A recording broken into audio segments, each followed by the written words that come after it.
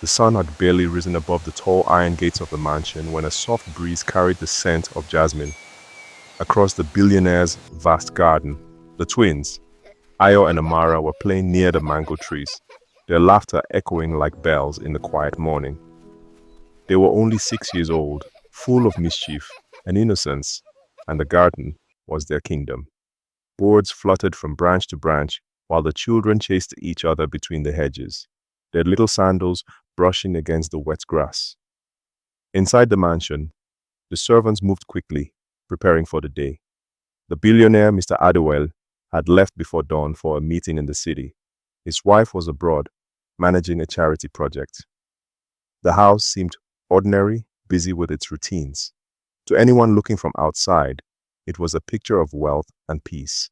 Yet, peace is often fragile, and in Africa's old stories, moments of laughter are sometimes shadows before a storm.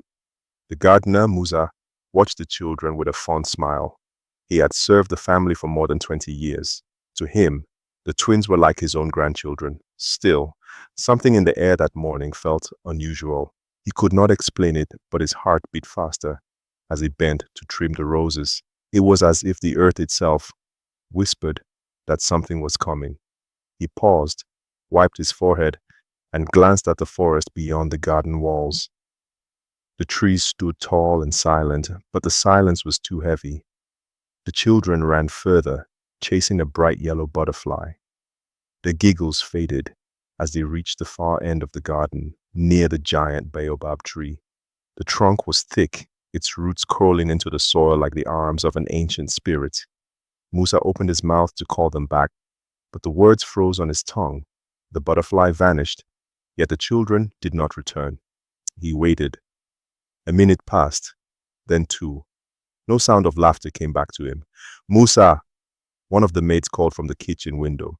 "Can you bring fresh herbs for Madame's soup?" He nodded quickly, forcing a smile. But when he turned again toward the baobab, the garden seemed strangely empty. The air trembled, carrying the faintest sound, something between a child's cry and the rustle of leaves.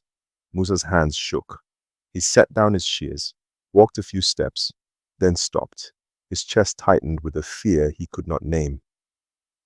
At that same hour, far from the mansion, an old woman in a faded wrapper walked slowly along the dusty road. Her back was bent, her staff tapping the earth with each step. Neighbors rarely noticed her, though she had lived in the village for decades. Some whispered she was a healer, others muttered darker names. She had a gift for appearing where no one expected her. That morning, she turned her eyes toward the mansion on the hill, and her lips curved into a knowing smile. Back in the garden, Musa finally gathered the courage to move. He followed the path toward the baobab. The closer he came, the heavier his legs felt. His breath grew shallow, and a strange chill touched the back of his neck. He reached the tree and stopped in horror. His eyes widened. The twins were no longer running free. Instead, they were tied against the rough bark of the baobab, their small wrists bound with ropes made from palm fibers. Their eyes were wide with fear, and tears rolled down their cheeks. "Uncle Musa," Amara cried, her voice trembling. "We did not want to play anymore. Someone tied us here." Musa's heart slammed against his chest. He looked around the garden, but no figure stood nearby.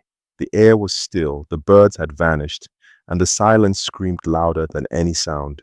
His lips parted, but no words came. Only one question rang in his mind. Who could have entered the garden without anyone noticing, and why would they tie the billionaire's children to a tree? The answer, he feared, was something no servant, no guard, no parent would ever wish to hear. And at that very moment, footsteps echoed at the mansion's main gate. A voice, strong and familiar, called out. It was Madame Adewale, the billionaire's mother, returning unexpectedly from her trip. She had no idea what sight awaited her behind the garden walls. Madame Adewale stepped through the gates with her walking stick, tapping softly against the tiled path. She had not warned anyone of her arrival, choosing instead to surprise her son's household. Her eyes swept across the garden she had known since her youth. The hibiscus bushes were blooming, and the fountain in the courtyard sent sparkles into the air. To her, it felt as if nothing had changed.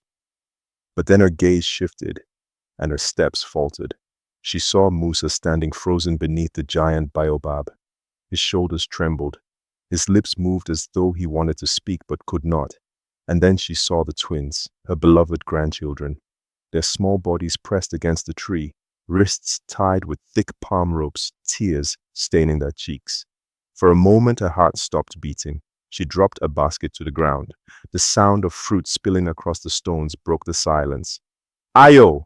Amara!" she cried. Her voice cracked with disbelief. "Who has done this to you?" The children sobbed harder, stretching their tiny arms toward her. Madame Adewale rushed forward, her wrapper brushing against the grass, her feet stumbling but determined. Musa bent to untie the ropes, his fingers shaking, but the knots were tighter than any he had ever seen. It was as if the rope had been twisted by more than human hands. He pulled, tugged, and even bit the strands, but they held firm. "Mother," Musa whispered, sweat dripping down his temple, "I swear I left them playing free. I turned away for only a moment, and then this." Madame Adewale's eyes narrowed. Her years had taught her to trust more than what could be seen. She laid a trembling hand on Amara's shoulder. The girl flinched, whispering through sobs. "It was not a man, Grandma. It was a shadow. It came from the tree." Ayo nodded quickly, fear twisting his young face. It spoke without a mouth. It said, "We belong to the baobab now." Madame Adewale's breath caught in her throat. She glanced up at the great tree. Its trunk stood tall and silent, its bark rough and ancient. Yet the longer she looked, the more it seemed to shift. The grooves in the bark shaped themselves into something like eyes, deep and watchful. A cold wind rustled through the branches, though the rest of the garden remained still. Musa stepped back, crossing himself in fear. "It cannot be. The elders warned us never to plant a baobab so close to the home. They said spirits dwell in its roots." The grandmother's voice was steady but low. "Your master did not listen. He wanted the garden to show wealth, not wisdom. And now, the spirits are awake." She reached into the folds of her wrapper and pulled out a small leather pouch, old and worn. From it, she sprinkled white chalk dust on the ground, drawing quick symbols. The twins' cries softened, though the ropes still held them tight. Musa's eyes widened in awe and fear. "Mother, you carry charms?" "I carry memory," she answered. "The memory of what my own mother taught me when I was a child in the village. This tree has been waiting. Something has been stirred." At that moment, the air shifted again. A voice, low and hollow, echoed from the roots of the baobab. It was neither male nor female, but heavy with age. "These children are promised. Blood of wealth has no place in innocence. They will stay with me." The ground trembled. Dust rose from the roots. Musa stumbled backward, clutching his chest. Madame Adewale straightened her back, raising her chin. "You cannot claim what is not yours. They are of my blood. They will live." The voice rumbled, mocking. "Blood does not shield them. Choices do." The ropes tightened around the twins' wrists, making them cry out in pain. Madame Adewale dropped to her knees and pressed her hands to the earth, whispering prayers in Yoruba. Musa, terrified, turned his face away, too shaken to join her. He looked instead toward the mansion, hoping for guards, for anyone, but the gates remained empty. No one else seemed to hear the cries. No one else seemed to see. The shadows beneath the tree lengthened, crawling across the children's feet like black water. Amara shrieked, her eyes wide with terror. "Grandma, it is pulling us!" The grandmother's voice rose, firm and commanding. "No spirit will take what belongs to this family. If you want them, you must face me." The wind howled suddenly, scattering petals from the flowers, bending branches, slamming the fountain's water against its stone walls. The baobab groaned like an old beast awakened from slumber. And in the midst of that storm, a figure stepped out from the shadow of the trunk. It was tall, cloaked in darkness, its face hidden. Only its eyes glowed faintly red, burning like coals in the night. Musa gasped and stumbled to the ground. The twins whimpered, pressing themselves harder against the tree as though trying to vanish into the bark. Madame Adewale lifted her walking stick and pointed it at the figure, her hand steady though her heart pounded. "Show yourself," she demanded. "Do not hide behind shadows. Who are you, and why do you dare to touch my blood?" The figure tilted its head slowly. Then its voice poured out like smoke. "I am the debt long forgotten. I am the hunger that wealth ignored. I am the shadow of your son's choices." The grandmother's eyes widened. She realized with dread that this was no wandering spirit. This was something deeper, something bound to the family's own past. And unless she uncovered the truth, the twins would remain prisoners of the baobab forever. The garden fell silent after the shadow's words. Madame Adewale's breath trembled in her chest, but her voice stayed strong. She lifted her chin and asked, "What choices? Speak clearly, spirit. What debt do you claim?" The figure's red eyes flickered. "The debt of greed. The hunger of a man who thought wealth could buy peace. The seed he planted is this tree, and the seed has grown into me." Musa's mouth went dry. He looked at the baobab again and remembered when it had been planted years before. The billionaire had brought it from a distant land, boasting that its shade would make his garden the greatest in the city. Elders from the village had warned him never to place a baobab near a home, but Adewale had laughed, mocking old traditions. "Superstition," he had said. "I build my own destiny." Now Musa's knees shook with the memory.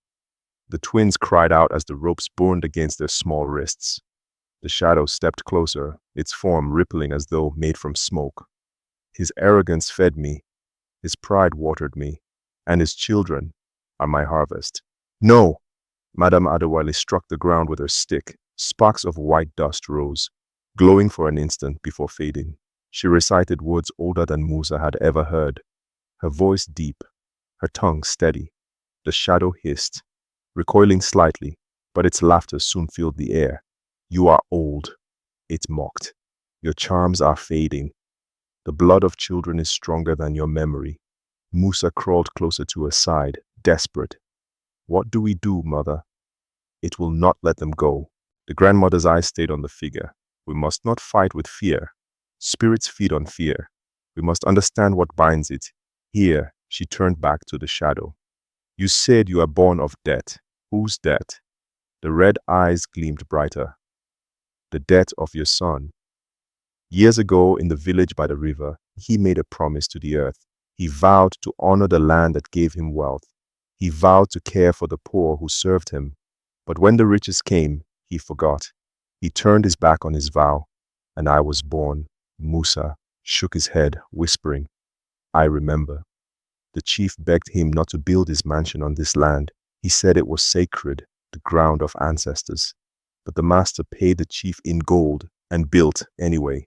Perhaps this is the curse." The grandmother closed her eyes, pain searing her heart. She had warned her son many times, but he had never listened. He believed money was stronger than tradition. Now his children were paying the price. She opened her eyes again, fierce.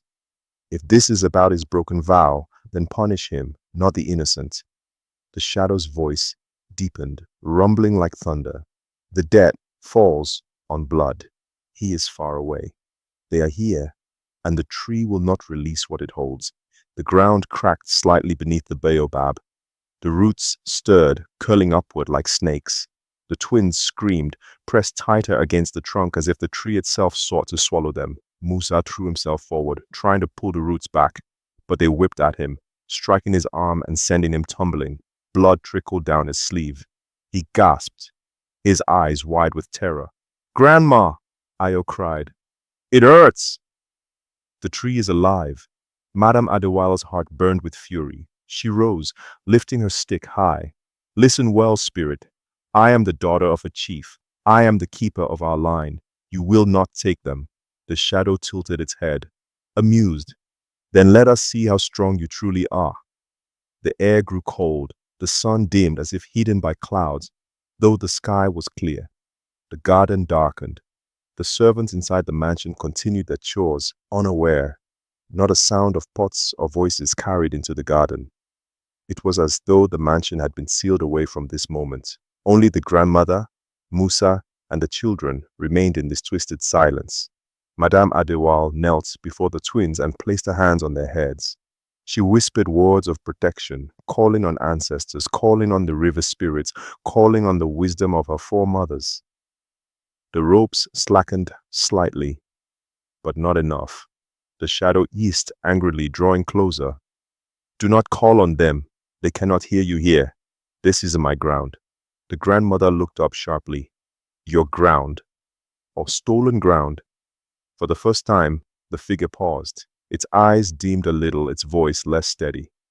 Stolen, perhaps, but taken long ago. The vow was broken.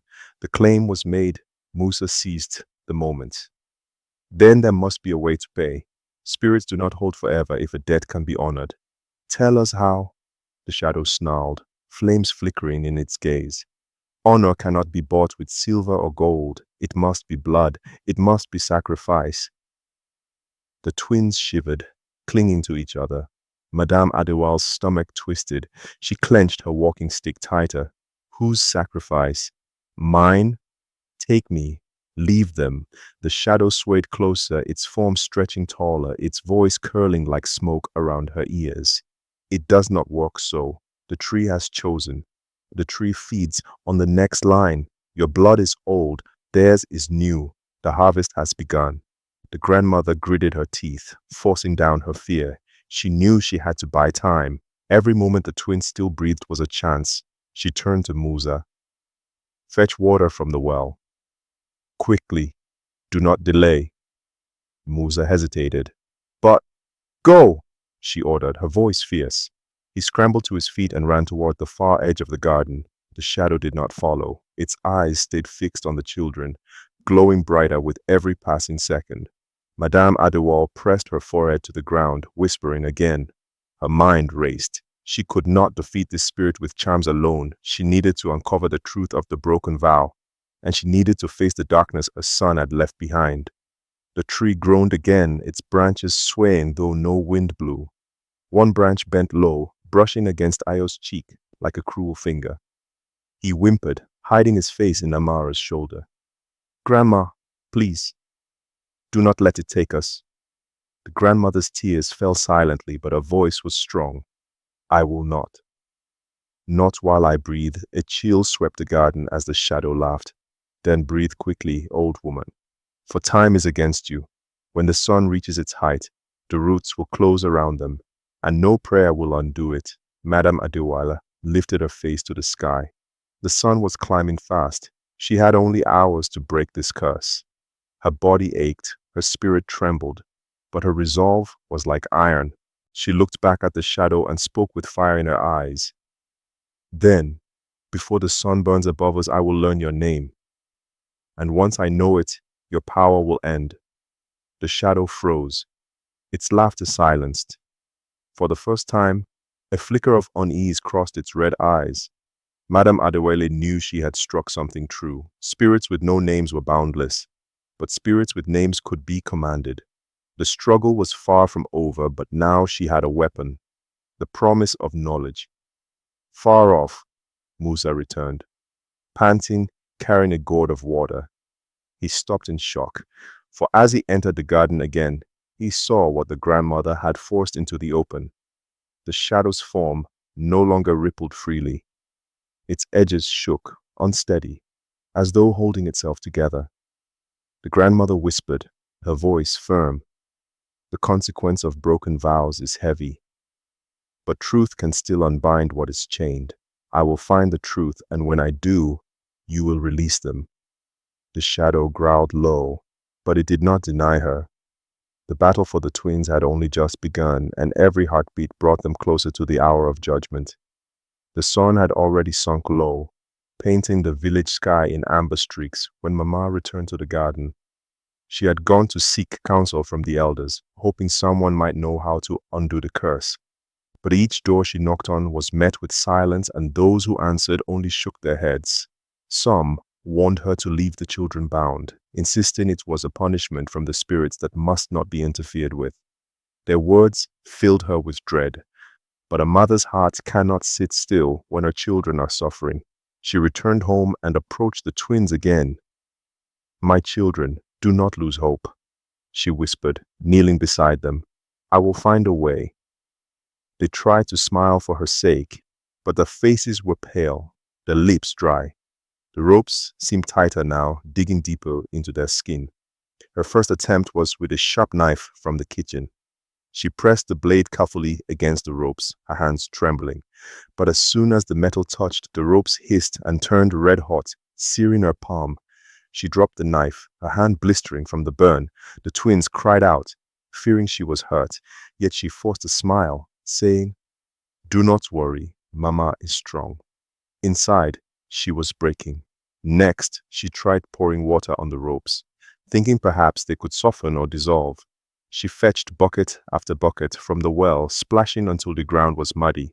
But instead of loosening, the ropes grew harder, almost like stone, glistening with an eerie sheen. When she tugged at them, they cut her fingers until blood ran down her hands.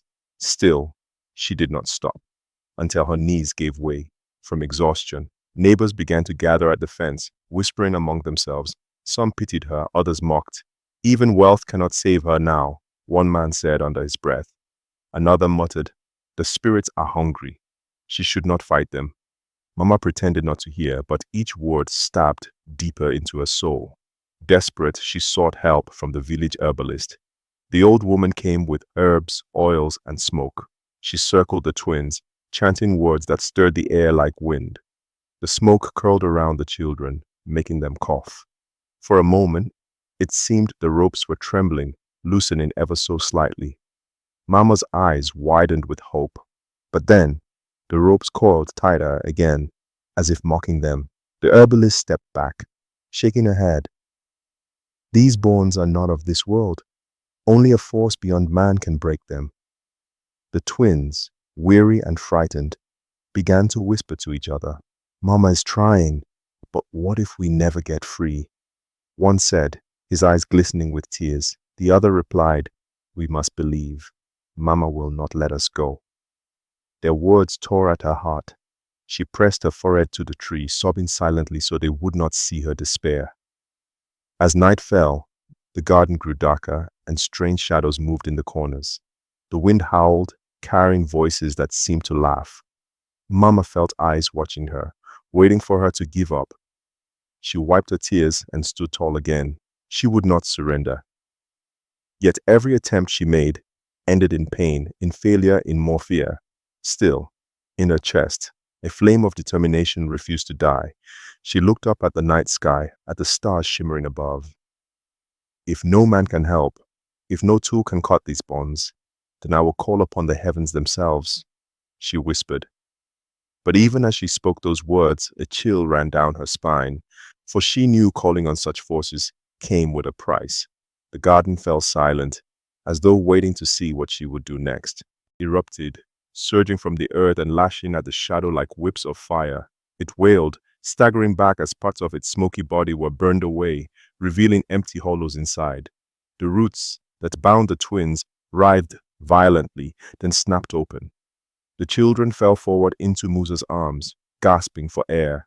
The baobab's branches swayed, though no wind blew, its trunk groaning like a living witness.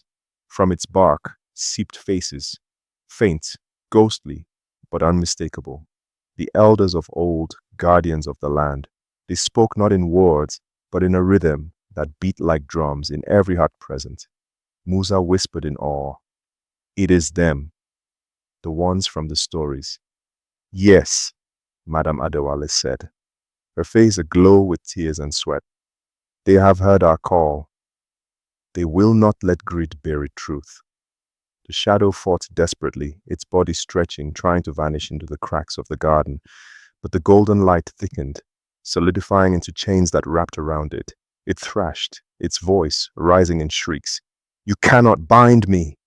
His vow gave me root. His blood, his blood. The grandmother struck her stick against the ground with thunderous force. The chains tightened, pulling the shadow down. dragging it toward the earth. Its screams turned into whispers, then into silence as the soil swallowed it whole. The garden stilled. Only the golden glow remained, warm and steady, surrounding the family. The children clung to their grandmother, their little voices trembling. "Grandma, is it gone?" She lowered herself to their level, cupping their faces gently.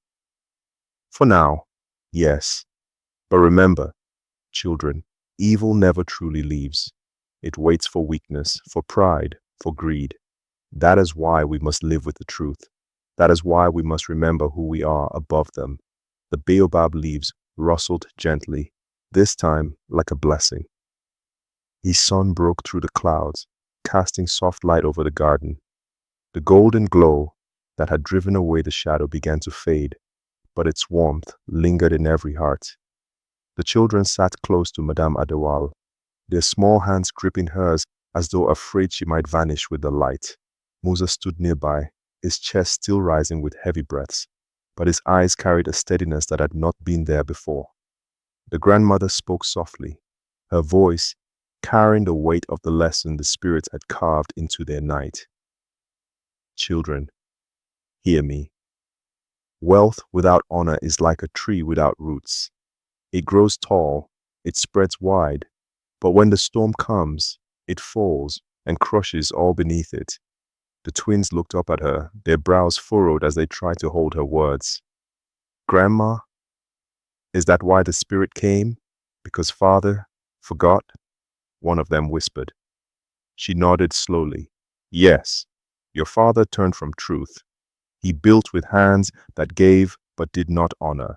The land remembers. The ancestors remember. When a vow is broken, it does not vanish. It waits. And when the time comes, it rises to collect." Musa shifted uneasily. "Then are we doomed, Grandma? Even if the spirit is gone, will it return?" Madame Adewale's gaze was steady. "No curse can stand where truth is lived. The spirit fed on broken vows. But if we walk rightly, if we care for the land, if we honor the poor, then nothing can bind us again. That is why you must remember this day, not as fear, but as warning, not as shame, but as wisdom." She placed a hand on each twin's shoulder, her palms trembling with both age and power. "Promise me, children. Promise me that you will live not by greed, but by truth." The twins nodded, their voices thin but resolute. "We promise, Grandma." For the first time that day, Madame Adewale's lips curved into a tired smile. She leaned back against the old baobab, feeling its bark strong and unyielding behind her. "Then the curse has ended, and your story will not be one of chains, but of light." Above them, the branches swayed again, scattering leaves that drifted down like blessings. The mansion still loomed in the distance, a monument of wealth, but in the garden, it was the ancient tree and the gathered family that stood as the true inheritance. My friends, you have walked with us through this tale, through fear, through shadow, and through deliverance. You have seen how greed can bind even the innocent and how truth can break chains that seem unbreakable. Stories like this are not just entertainment, they are reminders. They carry the wisdom of generations so that we may live better today. If this story touched you, let your heart speak. Tell us in the comments, what lesson did you take from it? Have you ever seen greed or pride bring sorrow where kindness could have brought peace? Your voice matters because stories live not only in the telling but also in the sharing. Do not forget to press the like button. It tells us that you want more stories, more wisdom, more voices from the heart of Africa. And if you have not yet subscribed, now is the time. Join this family. Thank you. Take care.